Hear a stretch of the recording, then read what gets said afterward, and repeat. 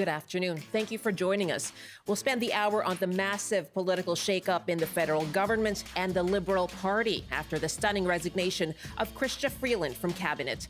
The Prime Minister himself now facing calls to resign. We'll bring you all the drama from Ottawa. We'll hear from former MPs here in BC. And on the open line, we're asking you, what does Chrystia Freeland's resignation from Cabinet mean for the Liberal Party? And does Justin Trudeau need to resign? You can give us a call throughout the hour. I'm Michelle Elliott. Welcome to BC Today.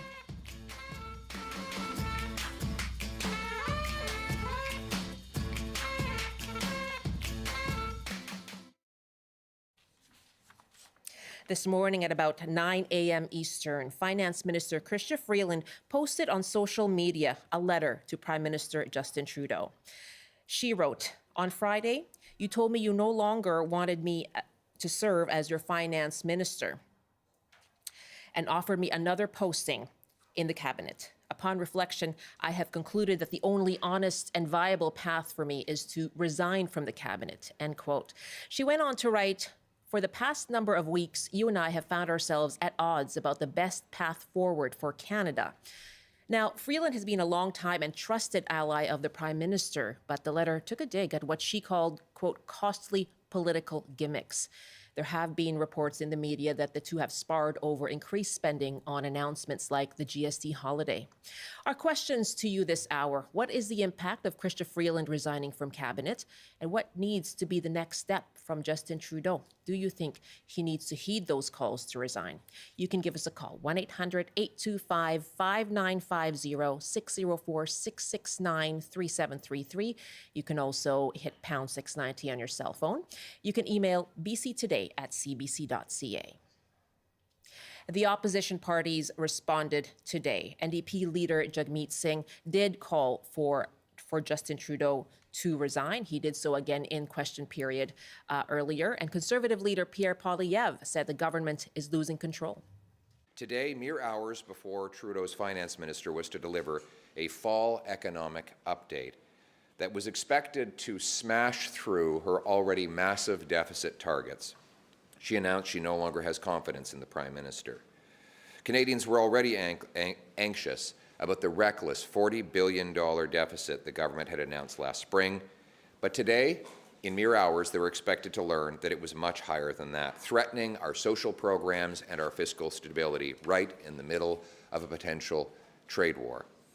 The Prime Minister, with the help and instigation of carbon tax carney, pushed Ms. Freeland to bring on massive, unsustainable, irresponsible spending increases that blew through her self-imposed guardrail. He thought that he would simply push her through that guardrail and off the cliff so that she, and not he and Mr. Carney, would take the blame for the crisis that he and they caused. That's Pierre Poilievre speaking this morning to reporters. Bloc Québécois leader Yves-François Blanchet also said this morning that the government is done. He said Mr. Trudeau's government is over. Reporters have been camped out in the hallway outside a Liberal cabinet meeting this morning, and there has been silence from cabinet ministers. Earlier this morning, though, President of the Treasury Board, Anita Anand, was visibly shaken. Chrystia Freeland is a good friend, someone I work with very, very closely as President of the Treasury Board and Minister of Transport. This news has hit me really hard, and I'll reserve further comment until I have time to process it. Okay, let us know your thoughts. You can give us a call, 1-800-825-5950, 604-669-3733. And you can also hit pound 690 on your cell phone. You can email bctoday@cbc.ca. I'm joined by three former MPs. Gordie Hogg is a former Liberal MP for South Surrey-White from 2017 to 2019. Dianne Watts preceded him in that riding, former Conservative MP for South Surrey-White from 2015 to 2017. Nathan Cullen is former NDP MP for Stikine. Welcome to all of you. Thank you so much for joining us. My pleasure. Thanks to you. Nathan Cullen, I don't think you ever ran in South Surrey-White Rock, is that? I feel a little left out, to be honest, but I love South Surrey. Let me start with, lovely place. It is, and so is Smithers, where you're joining us from. Let's start with you, Nathan, because we heard from Jagmeet Singh just in the last hour, really making an unequivocal statement. Justin Trudeau needs to resign. Until now, the NDP have been supporting the Liberal government. And so what's your reaction to this call now? What do you think led him to make this statement? Well, this is a dramatic shift. This is of geological proportions for a government, not just to lose a finance minister, but to have her resign in this way on the eve of giving a mini budget. It's often called this update. And what Ms. Freeland had to say in her comments. Jagmeet Singh and the NDP have been able to negotiate, to extract quite a bit for Canadians with respect to dental care and a whole bunch of services, and that was the condition of their support. Watching Mr. Singh today call for Mr. Trudeau to step down, obviously, I say obviously, who knows with the Bloc Québécois sometimes, but obviously it looks like there are no dancing partners left. My understanding from some rumors around the Hill is that prorogation is an option where the Prime Minister simply presses pause. I don't know if that will solve all of the Prime Minister's current challenges. And as was mentioned by the Leader of Official Opposition, with a incoming president who seems very aggressive, or is very aggressive on trade, tariffs against Canada, Canada is going to need a very consistent and deliberate government, not one that is at all distracted. And Mr. Trudeau has to find a way to be undistracted in order for him to do his job on behalf of all of us. And the timing of this is really important to note, as you say, in the face of these tariff threats. Gordie, Hogg, how big a blow is this resignation from Chrystia Freeland to the Liberal government? Well, it's clearly a significant blow at this point in time, and the challenges that we're facing and want to be focused on, things like the cost of living, and as Nathan referred to, the Trump tariffs and the issues coming through there. So this is a significant issue at this point in time.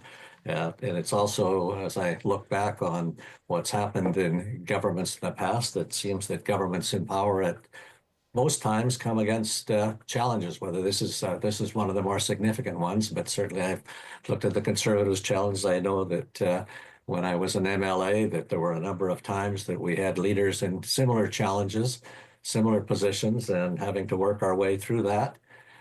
This one is a little more significant than all of those at this point in time. And the real problems facing our country are not being addressed as we focus on this for a period of time. And it'll be interesting to see how we work our way through this, and whether or not, as Nathan referred to, whether or not there will be proroguing and sitting back and taking another look at it. And certainly we need to have time to listen to a number of the members of Parliament who are there and the cabinet ministers who, at this point in time, seem to have been sworn to silence. So there's more to be learned about what's going on at this point. More to be learned, but Justin Trudeau facing calls now from both Jagmeet Singh and Pierre Poilievre to step down. Do you think he needs to do so, Gordie, Hogg? Well, I'm not sure that he's to that point yet, but certainly there's been many times when many leaders and prime ministers and premiers have been asked to step down, have been challenged and told it's time to step down. I think that there's more to be determined about what happened with this and how this evolved. I'm not sure what the conversations obviously were between the Prime Minister and with Minister Freeland in terms of those issues and her position through that, and whether or not there's lots of discussion as to whether or not we were going to see a change and bringing in a new minister. But all of those details are not there yet. But certainly on the surface of what we're seeing right now, it's not looking very good for government, and there are challenges. And I think that the government needs to come forward with all of those issues and be clear about those so we can get a better grasp for an understanding of what's taken place, so the rest of us can make informed decisions that are not grounded in just our political biases, but grounded in the best interests of the people of Canada. And there has been a lot happening over the last few hours. I mean, we didn't know what was going to happen with a fall economic statement. Apparently that's going to happen. But the opposition leader, Conservative leader Pierre Poilievre in question period saying, who is the finance minister right now? Dianne, what's going through your mind watching all of this unfold pretty quickly in Ottawa? Well, I mean, it had to come to a point at somewhere along the road where Trudeau has got to step down. We can see this coming. It's like a train wreck. I mean, you had 13 members of parliament sign a letter asking him to step down some time ago. You've seen the pattern with Jody Wilson-Raybould. She wouldn't do his bidding, so we got rid of her. Jane Philpott, same thing. You've got Chrystia Freeland, who is in the same position. It's like, here, go deliver the bad news, take the hit for it, then I'm going to fire you. And, you look at this, and don't forget also, too, Sean Fraser, the Minister of Housing, stepped down as well. But he said for family reasons. Well, okay. And that's fair enough. But I think when you look at who's governing Canada, you have chaos at the top. And when you have a prime minister, facing what we're going to face with Trump and the tariffs and everything else, as everybody's pointed out, sitting there making public statements that we'll let the bankers take care of the economy or the budget will balance itself. Clearly, you do not have anyone in that seat that knows what they're doing. And so when we're faced with the issues that we're faced with today, you need an adult at the helm. Are we headed for an election, Dianne Watts? I certainly hope so. It's long overdue in my estimation. You look at the state of the country right now and where we're at. It's a mess. And so most certainly we need an election. And the only reason we don't is because Jagmeet Singh is the only person that's got any confidence in Trudeau and keeps him there. So he's calling for his resignation today. I saw that. He hasn't called, for an election. He's called for his resignation, which will give, somebody else time to get in there and do whatever they're going to do. But, we need to get serious. We need to stop the rhetoric, get serious, go to the electorate and have the Canadian people make a decision who they want to run this country. My guests are three former BC MPs. Dianne Watts, former Conservative MP for South Surrey-White Rock from 2015 to 2017. Gordie, Hogg, former Liberal MP for South Surrey-White Rock from 2017 to 2019. Nathan Cullen, former NDP MP for Stikine. Asking you, what's your reaction to the resignation of Chrystia Freeland from Cabinet just this morning? The reverberations have been many. There have been calls now for Justin Trudeau to step down, that coming from NDP leader Jagmeet Singh and Conservative leader Pierre Poilievre. And meanwhile, the Bloc Québécois leader saying the Trudeau government is done. What do you want to see from Justin Trudeau next? Do you think he needs to resign? 1-800-825-5950, 604-669-3733. You can hit pound 690 on your cell phone. Chris is on the line in Victoria. Hi, Chris. Hi, thanks for having me. Can you hear me okay? We sure can. What are your thoughts? Yeah, I think I'm just really troubled with the state of politics in Canada and in North America, overall, generally. If we want our prime minister to resign, and I definitely see and feel like there are some major challenges in that cabinet and with that political party, I do not. First of all, if we're asking for Justin Trudeau to step down right now, what does that leave? Where does that leave us as far as where our government is at this very moment? And then if we're also asking for a non-confidence re-election, I have not had any kind of I've had no information or nothing that's given me any more confidence in any of our other political parties to do a better job than where we're currently at. And I think that there's just this knee-jerk reaction in politics right now to say, well, I'm not happy with what's currently happening, so let's get rid of the incumbent and bring in the next guy. They'll do a better job. And I do not necessarily think that that's the right way to look at it, and I don't think that's going to be the reality of the situation. So that's my perspective. It's the state of politics overall. Thank you so much for your call, Chris. Good to hear from you. Sheena is next in Victoria. Hi, Chris. Hi, Sheena. Pardon me. Hi. Yes, go ahead. What are Yes. your thoughts? Yeah, of course Trudeau needs to resign. He should have resigned ages ago. And the Liberals need to elect Chrystia Freeland, leader of the Liberal Party. She's the only chance the Liberal Party has. She's the only chance the country has, frankly. She's proven to be extremely competent. I don't know if the Liberals, frankly, are intelligent enough to elect Ms. Freeland leader, and they've been struggling for about 3 decades now, since the Martin Chrétien power struggle, to get the right leader in there. Finally, there is somebody. I hope that they do elect her leader. Okay. Sheena, thank you very much. Let me put that point to you, Gordie Hogg. What do you make of that? In her letter, she sort of positioned herself as someone who would be taking is hoping to take a more prudent direction fiscally, and that Trudeau was not. And so is there some kind of motivation there to perhaps look at a leadership? Well, certainly, I think there's some motivation there, but I think more broadly, if we look what's happening with democracies all over the world, they're in trouble. And we've seen that significantly. The World Economic Forum this year said the biggest problem facing democracies right now is misinformation and disinformation. And certainly we're seeing that all over the world, but we're seeing it. This is one of the issues we're seeing in Canada, where we have so many Where here? In terms of this well, particular news, where are we seeing misinformation? Well, it's just, I'm not sure that we're hearing it yet, but certainly it has been part of what's happening with democracy in Canada. The number of people who are now saying they don't support it anymore. There's a couple of studies that come out saying that. Okay. So going back specifically to the question, in terms of whether or not Chrystia would make a good leader, she may well make a good leader. I've spent some time with her, and she's a talented woman. Whether or not it's exactly the time to do this, because all governments have come to this. As we go back and look at conservative governments, they've come to the challenges that they've had with respect to their leadership.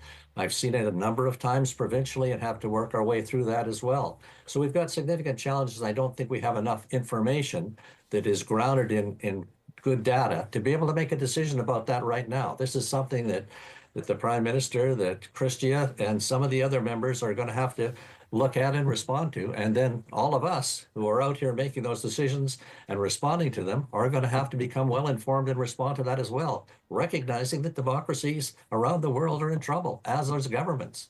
Let's take another call. Tim is joining us now. Let's go inland to Kamloops. Hi, Tim. Hi there. Yeah, you know what? I'm not surprised by any of this, and I could see it going either way, whether Trudeau stays or goes. But maybe he'll follow the path of the Conservative Party of Canada, because Stephen Harper, they're going on about Mark Carney joining the cabinet. But remember, if I'm correct, there was a Conservative that was non-elected that was in the cabinet position under Stephen Harper. And Pierre Poilievre, who was part of Stephen Harper's government, Stephen Harper prorogued. When Jack Layton, Gilles Duceppe, and Harper, first of all, Harper wrote a letter in 2004 trying to get rid of the Paul Martin government. But then when Stephen Harper became Prime Minister, at one point, he prorogued Parliament. Right. He went to Michael-Jean. And very quickly on Pierre Poilievre talking about forego your pension, Jagmeet Singh, I find that rather hilariously hypocritical. This guy's going to be raking in a pension like there's no tomorrow. And he's lecturing Jagmeet Singh. Watching the Conservatives is just the funniest thing I've seen all day. Okay. Thanks. Tim, thank you very much. Dianne Watts, we heard Nathan Cullen say, just some of the rumblings around another option would be prorogation. We heard Tim there just now referring to, I think it's 2008 when Stephen Harper prorogued Parliament or sought that from the Governor General. What do you think of that comparison? Well, I mean, we can go through history and we can look at a variety of different leaders and what they say when they're in opposition, what they say when they're in government. They're two very different roles and they're two very different things. I would say this, though, in just as a comment when you were talking about the new leader of the Liberal Party. I do believe that Ms. Freeland will put her name forward. I don't have any doubt about that in how I'm seeing things unfold. But also, too, we have Miss Christy Clark, who is in Ottawa at the moment, who has made some significant overtures in terms of her running for leadership of the Liberal Party as well. So I think we're going to see quite a few people come forward in that regard. I think we do need a change. There's no doubt about that. To stop and take a pause, I don't think now's the time to do that. I think we need to get into either an election with Trudeau, or he needs to step aside and have someone else in there, because frankly, we've got too many serious issues that are affecting Canadians today that are not being dealt with, and politics is at play. Nathan Cullen, let me wrap up with you. Does there need to be a leadership race?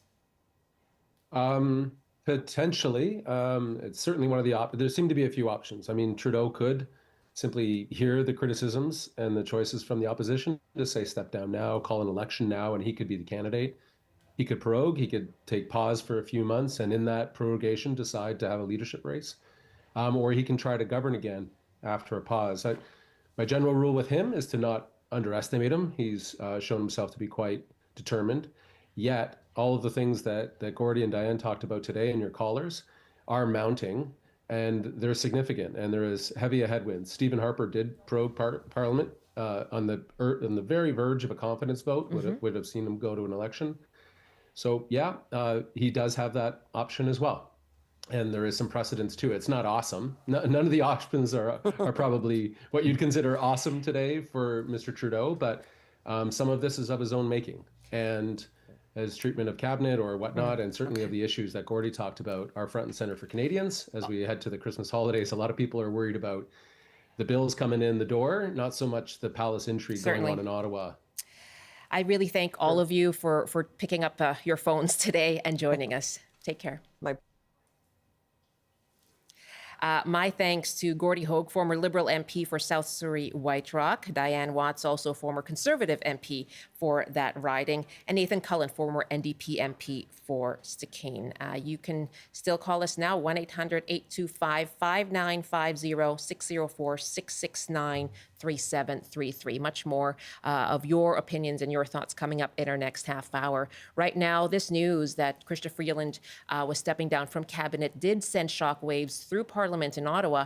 And as you heard, Freeland was not the only resignation within cabinet today. Former housing minister now, Sean Fraser, was speaking about his own decision to leave this morning. And that's when he learned about Chrystia Freeland's move. Here is that moment from earlier today. Vice-première ministre, Madame Freeland, vient d'annoncer sa démission du cabinet. Je ne sais pas si je vous l'apprends. Qu'est-ce que ça dit, votre démission, en même temps que celle de Madame Freeland, aujourd'hui, sur la situation au gouvernement? C'est nouvelle pour moi. C'est la première fois j'entends cette nouvelle. Look, I'll tell you that I had the opportunity to work alongside Minister Freeland as her parliamentary secretary during the second half of the COVID-19 pandemic. I found her to be professional, supportive of me as a member of Parliament, and I consider her a friend, and that friendship will continue long after my time in politics. What that says about not knowing her own take on the reasons behind that decision makes it very difficult for me to assess what it may mean. But my sense is that she's been an excellent team member to work alongside, and I continue to consider her a friend.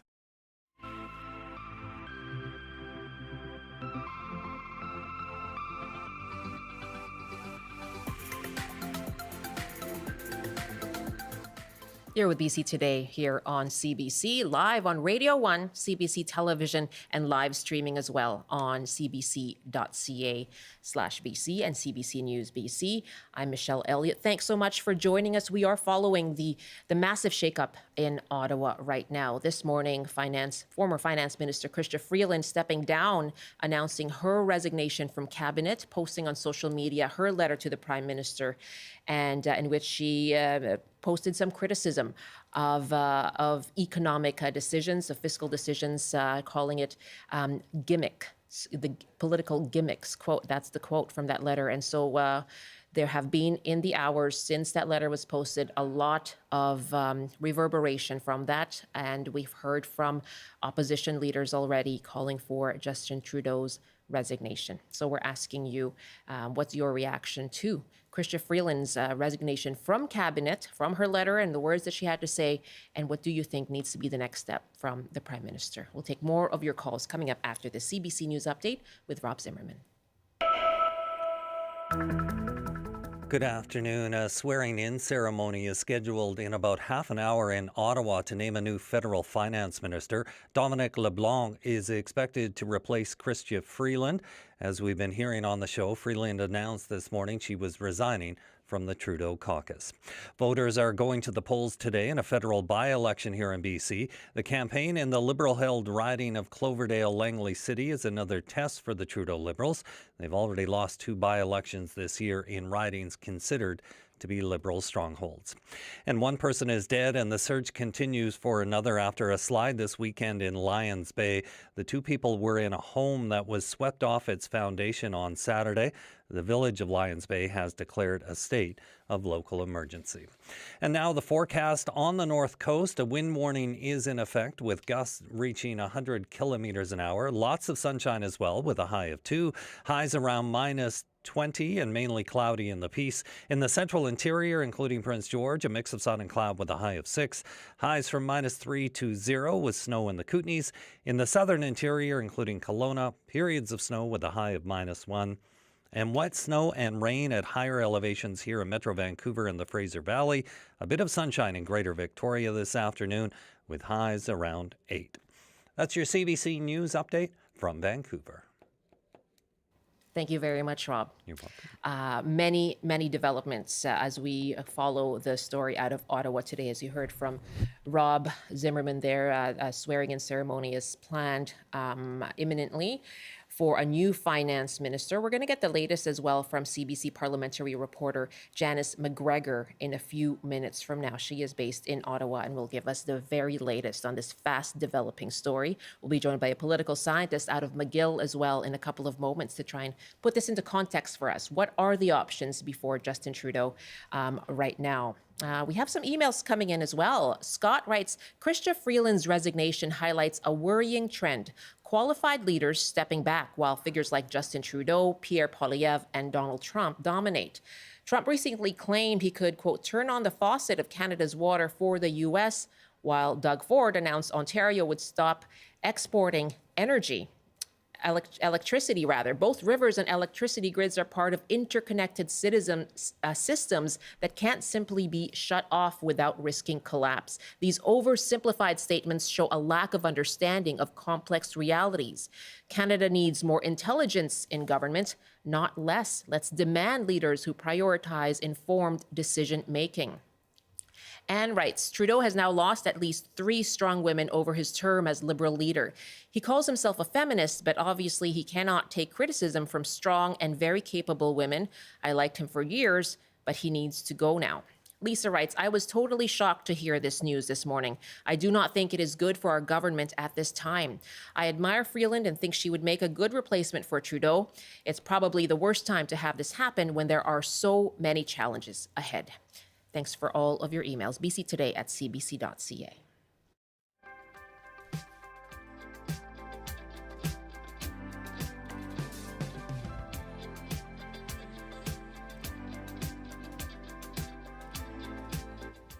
We're following the news out of Ottawa today. Finance Minister and Deputy Prime Minister Chrystia Freeland resigned from Justin Trudeau's cabinet.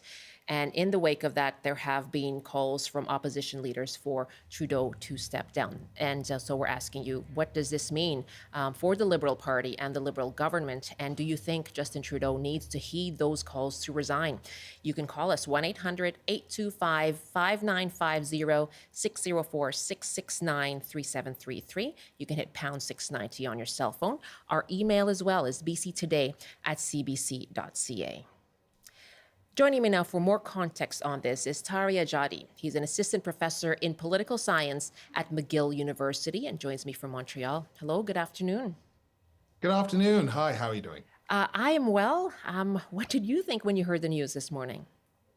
I was shocked, but at the same time, to some extent, we've known that this government was what I'd like to call a zombie government, right? It's stumbling along. We know that it's going to fall at some point. The question is when and how. And clearly, in a rather dramatic flair, Minister Freeland, or former Minister Freeland, decided to resign the day of her fall economic statement. The timing is stunning. When you say it's been flailing or stumbling, what are the stumbles that stand out for you? I mean, I don't know where to start. We can go back to the by-election loss in Toronto St. Paul's. That was over the summer. We could probably go back further than that. Really and truly speaking, the polling numbers for the Liberals have been at or about 23% for the past year, or somewhere thereabouts, right? So we're really not looking at a situation that's getting much better. Canadians are pretty clearly communicating that they're looking for a change in government. In every poll that we see, in all of the by-elections that they've lost, and nothing's appearing to work, right? So whether it was all of a sudden switching policy on international students and temporary migrants in order to try to respond to apparent concerns about housing, that didn't improve matters. Whether it was trying to go down and woo Donald Trump at Mar-a-Lago, that didn't work. Whether it was talking tough to Donald Trump via the media or in events, that didn't work. And certainly this GST holiday went down like a bit of a lead balloon. And I think that that's kind of the outcome of that GST holiday is, I think, actually the prompt for this. In terms of Chrystia Freeland's decision. That's right. I don't, Minister Freeland said in the resignation letter, these political gimmicks are not helpful, but, the gimmick existed a month ago and she didn't resign, right? So I think it's more about the outcome than it was about the decision-making itself. And in the letter, she says, in addressing the Prime Minister, you asked me to leave the finance post. And so there have been rumblings as well of Mark Carney being wooed for a position in government. What do you make of that? Was that another sort of attempt at, shifting poll numbers? I think that it was, right? Like, I think that, you could make the claim that a former governor of the Bank of Canada, a former governor of the Bank of England would be well placed to help guide the country through what will undoubtedly be turbulent economic times. So I think that that's the potential pivot. But of course, we've now seen that Dominic LeBlanc's been named finance minister. So it would appear, at least at this time, that plan has been kiboshed, but at the same time, I don't really think that the Carney plan would have worked anyway. I don't really think that there's much hope for this government. Okay, so what does that mean then? There is now going to be another finance minister. What does this mean for Justin Trudeau? What does he need to do? I mean, the easy and obvious answer is to say resign. I think that ultimately that will be what happens. I don't know if that will happen today. I don't know if that will happen tomorrow. I don't know if that will happen in the future. The Prime Minister has been nothing if not a little stubborn when it comes to calls to resign, calls to shift policy, including from his own caucus. We might remember that over the summer there were a number of rebels who went to him and asked him to resign. He hasn't been responsive to those calls. He may want to go down with the ship. But ultimately, the ship is going down. So he could resign now. He could resign in a few weeks. I think that, to be honest, we're really waiting for the NDP to make a call as to when they want to have an election. The Conservatives are happy to go to an election at any point in time. They have more than enough money. They are presenting themselves as a government in waiting. The NDP, on the other hand, are the people that have the ability to actually force an election to happen. Okay, well, and on what happens next, right now I'm joined by Taria Jodi, Assistant Professor in the Department of Political Science at McGill University. Thanks for joining us from Montreal. Let's go to Ottawa now, and Parliamentary Senior Reporter Janice McGregor joins me. This seems to be moving just at a pace, absolutely, Janice. What's the latest? Yeah.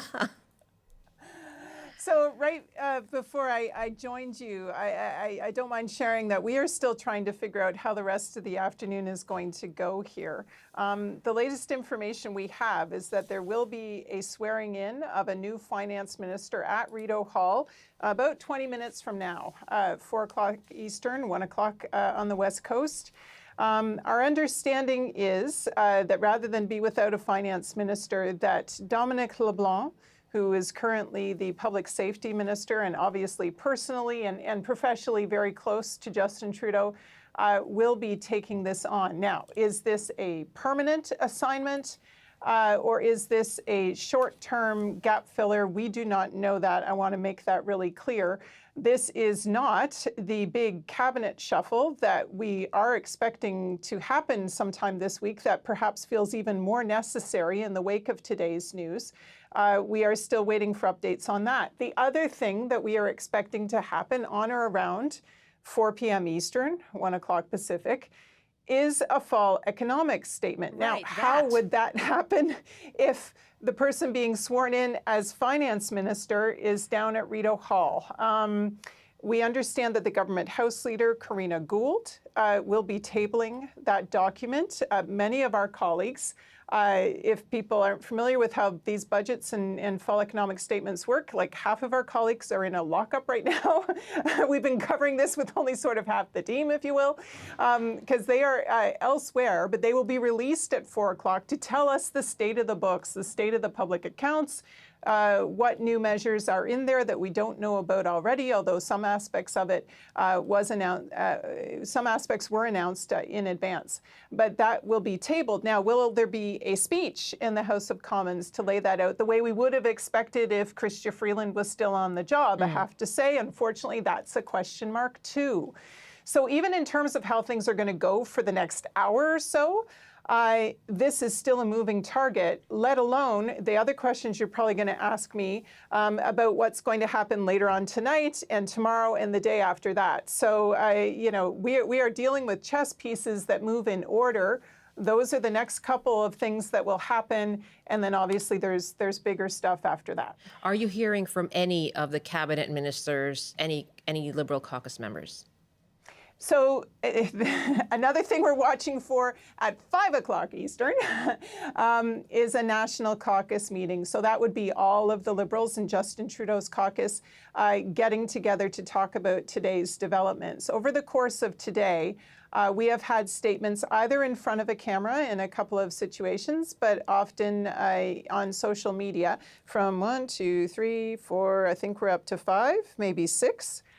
Different Liberal MPs. I want to be clear, some of these were individuals who were known to be dissenters previously. Remember a few weeks ago when Justin Trudeau was confronted in caucus? Our guest just referred to that again, yes. Yeah, right. That seems like a long time ago, and yet it wasn't.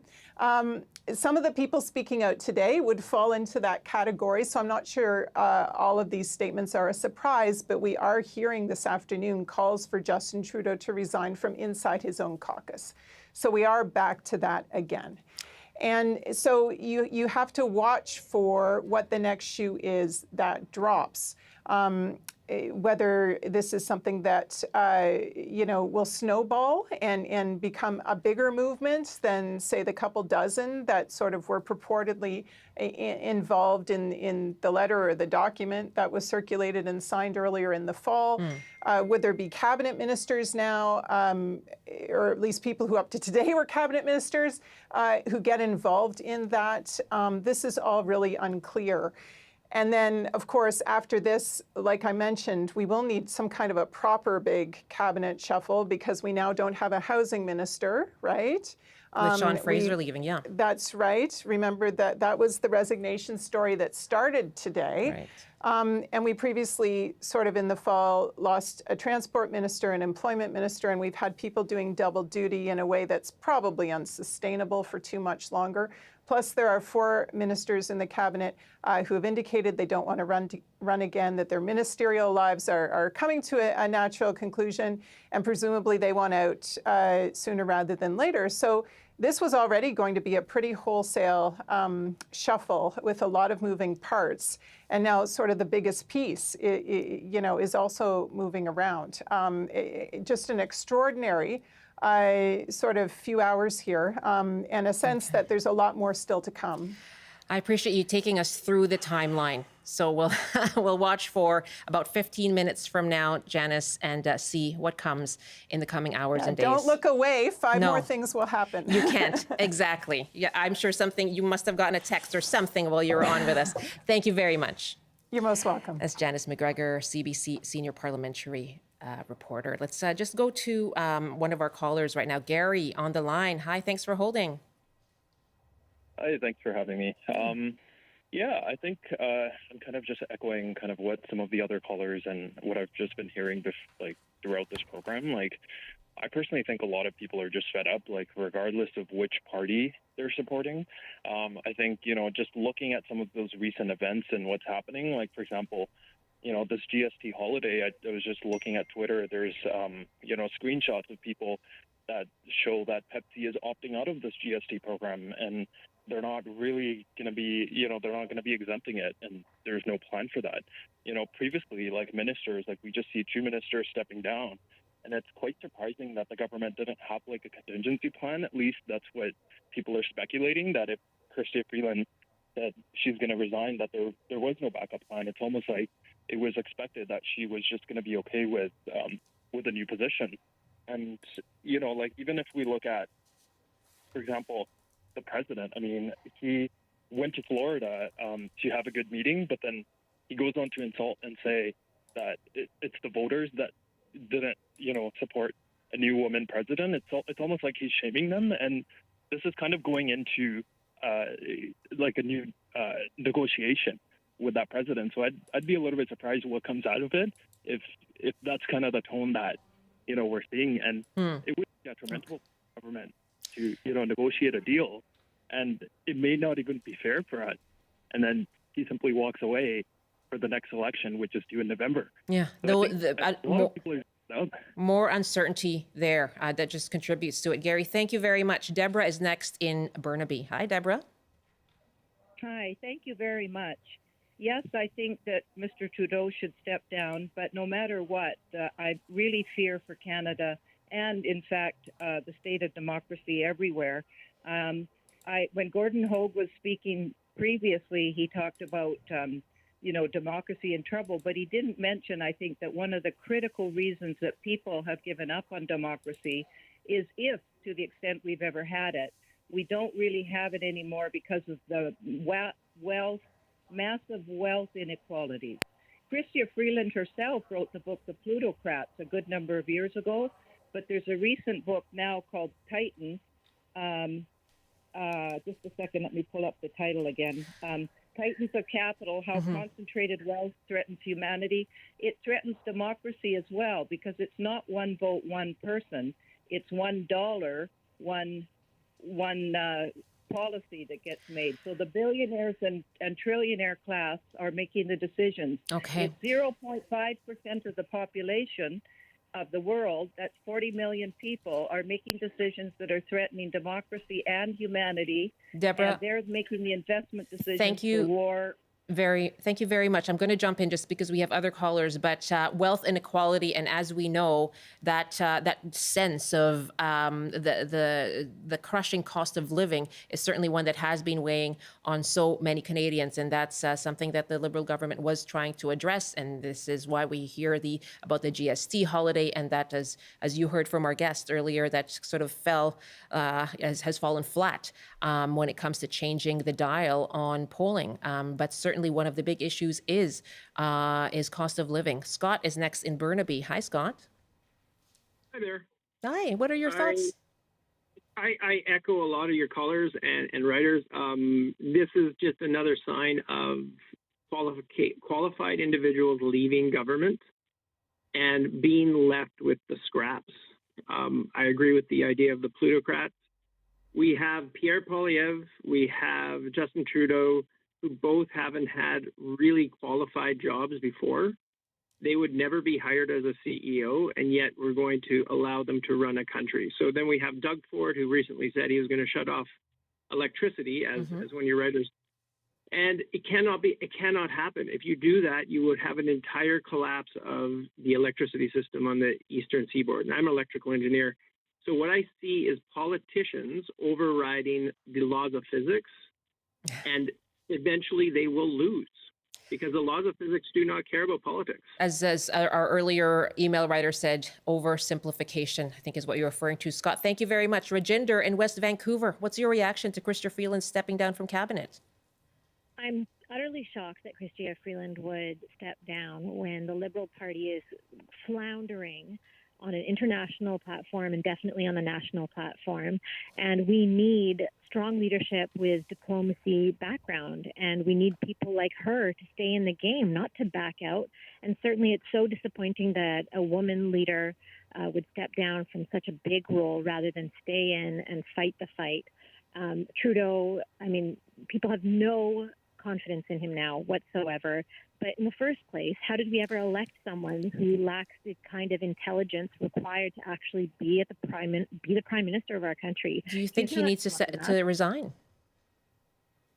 He needed to have resigned a long time ago. He's trying to grip this power that has been just crumbling from his hands exceedingly every year since he's been in power, and he's refused to listen. It's time we have someone in that role who's quite intelligent, who's smart, who can be a leader. And it certainly is not anyone that the Conservative Party can put forth. Poilievre is just a fast-talking, slogan-slinging guy who is doing the rounds right now at Christmas parties, just hurling, slinging mud at the Liberals rather than ever coming up with his own unique policies. He doesn't have the intelligence to run this country either.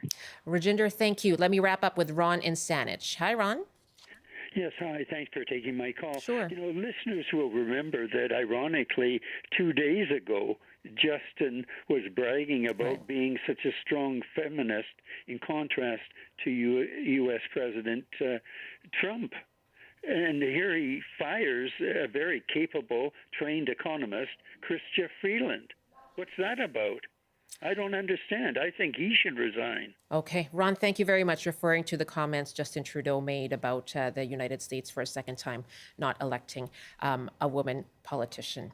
Let me go back to my guest here for some final thoughts. And so, what do you make of the reaction from our callers, first of all?